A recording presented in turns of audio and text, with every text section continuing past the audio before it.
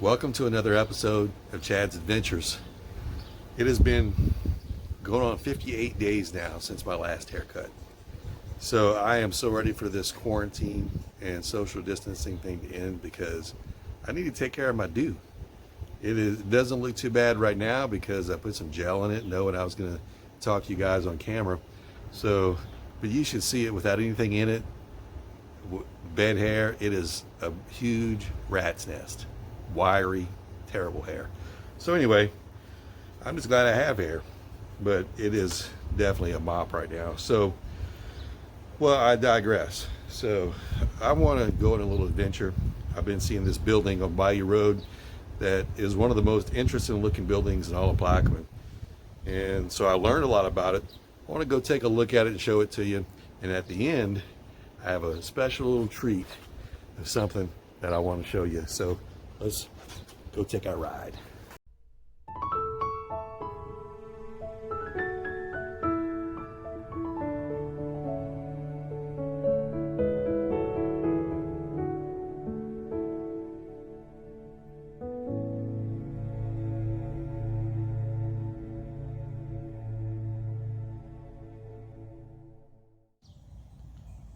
So I am across the street from the building that I want to show you.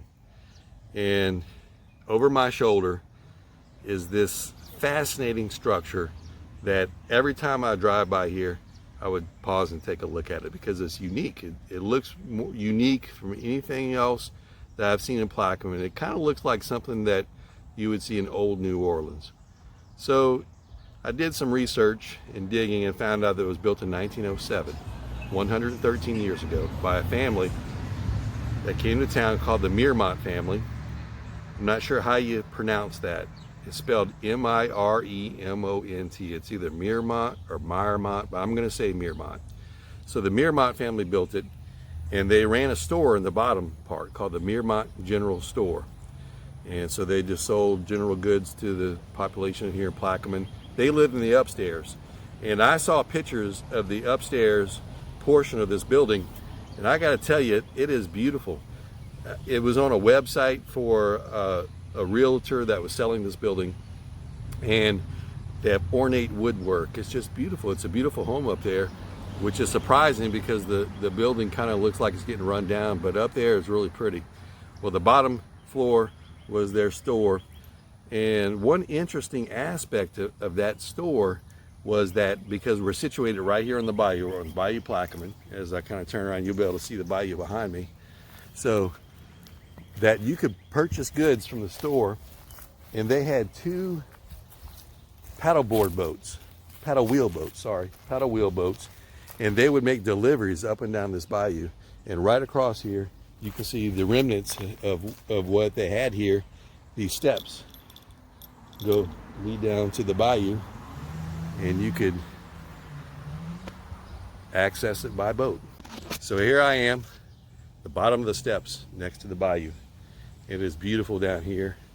It is so peaceful. But back then, in those days, when this store was in operation, this was a busy bayou because they built those locks down in Plaquemine that accessed the Mississippi River, and then they could access all this network of bayous down here. So there were a lot of boats coming up and down here. So this store was in a strategic location for them to be able to sell goods, and of course they made their deliveries in the boats, which would have happened right here.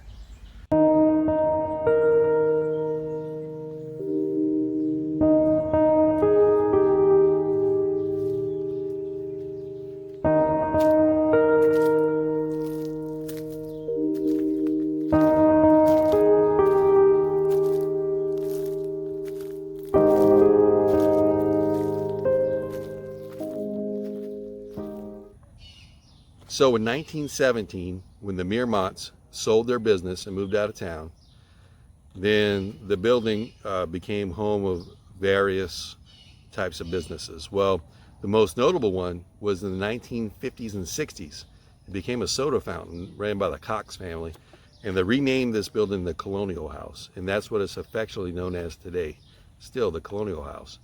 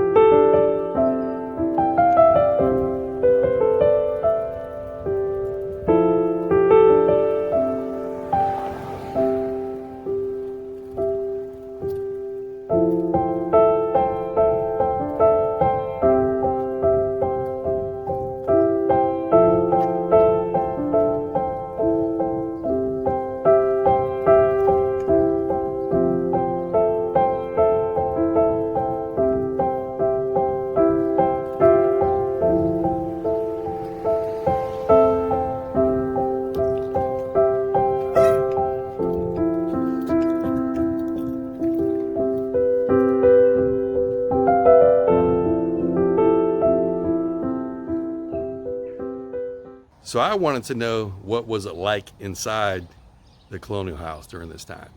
But fortunately, as I was able to talk to these people, they gave me an idea of what it was like. They said that some things like, well, there was a jukebox in here, and people would listen to the jukebox and dance. And then there were racks of comic books that people could sit and look at. There was food served here, hamburgers and hot dogs. And one lady said that the smell of the hamburgers with the grilled onions on it is embedded in her mind, and she could still smell it today. It was a place of character, and that if you saw the show Happy Days, in the soda shop in Happy Days, it was very similar, same kind of atmosphere, same kind of place. But one thing that just about everybody's talked about was their memory of the Nectar ice cream sodas. That sounds good. So when people mention a Nectar ice cream soda, well, that gets my attention. So I did some research on that. Some people were very nice and gave me some information. And that's my little surprise. So I want to take you back to my house and show you a little treat.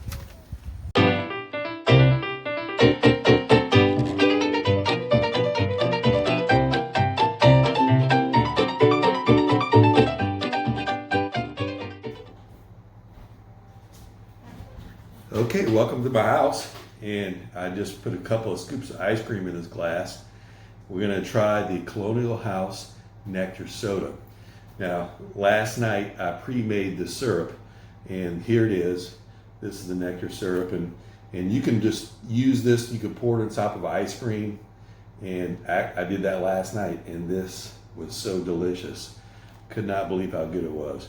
Well, today I'm going to try the Colonial House Nectar Soda.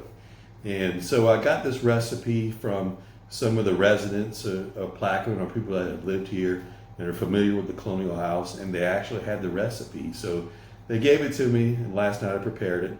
So the Nectar Soda, what you do is you put 2 scoops of ice cream into a glass, and then you take your syrup and you fill it 3/4 of the way with the syrup.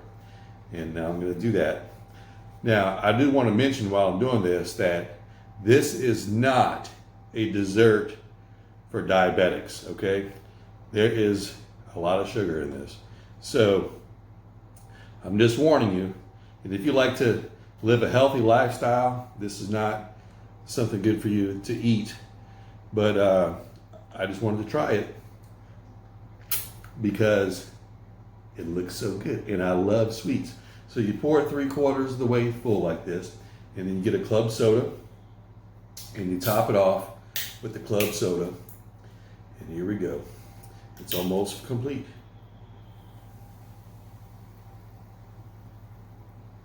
There we go. A little bit of club soda, finish it off, give some fuzz. Man, that looks good. Now I'm going to try it. I'm going to let you know what I think about it.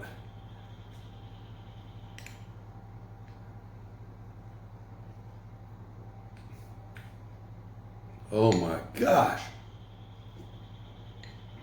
This is so good. Now I know why everyone who had went to the Colonial House in the 50s and the 60s talks about this Nectar Soda. It is awesome. So I'm going to sign off for now. I'm going to finish my soda. And until next time, I'll see you in the next Chad's Adventure.